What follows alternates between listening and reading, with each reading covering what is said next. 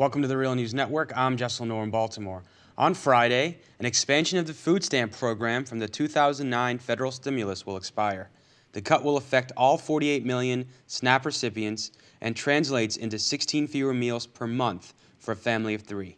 That's according to the Center on Budget and Policy Priorities. Now joining us to talk about these impending cuts is Michael J. Wilson. He's the director of Maryland Hunger Solutions, an initiative of the Food Research and Action Center. Prior to directing Maryland Hunger Solutions, Wilson served on the board of the Food Research Action Center. Thank you so much for joining us. Thank you for having me.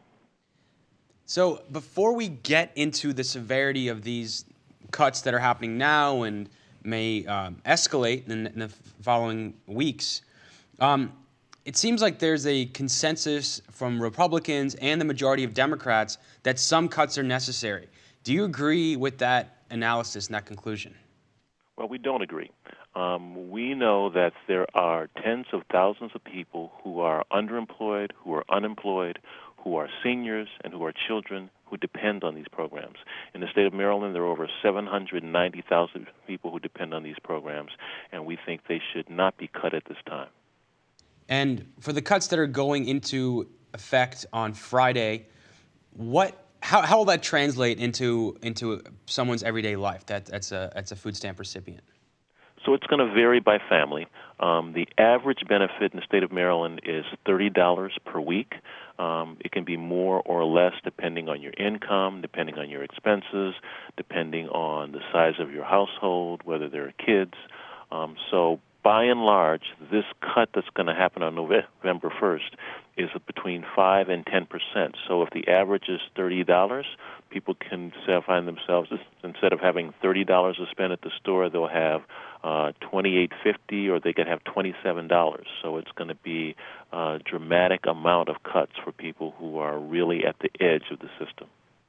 And how is this going to impact food banks and other hunger relief efforts?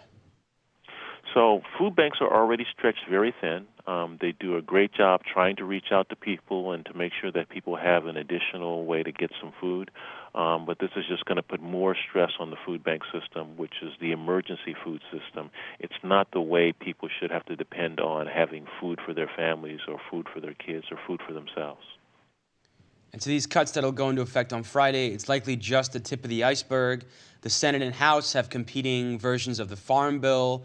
And they both agree that the food stamps will be cut.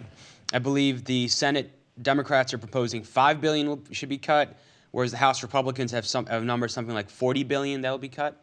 What's your response to those two proposals? Well, the Senate bill, which passed not unanimously, because there were some Democrats who were opposed and there were some Republicans who were opposed, but the majority in the Senate agreed that there should be a $5 billion cut, and we believe that that's not necessary at this time. In the House, however, you had a much more draconian proposal, which would cut $40 billion over the course of 10 years. That's an average of $4 billion a year, and that would throw tens of thousands of folks off the program who don't have another way to make sure that they feed themselves and their families. And finally, what's it going to take to change the national conversation about food stamps and their necessity in the current economy? So that's a longer conversation. I mean, the real reason we have people who are on these programs who need this is because of the economy. It's because majority of the folks who are getting food stamps either are kids or they're elderly or they're working people who just don't make enough money or don't have enough hours to be able to have the basic necessities of life. And so it's about poverty. It's about economic inequality, and it's about the inability of our nation to be able to provide the kinds of employment which give people an opportunity to take care of themselves and their basic needs.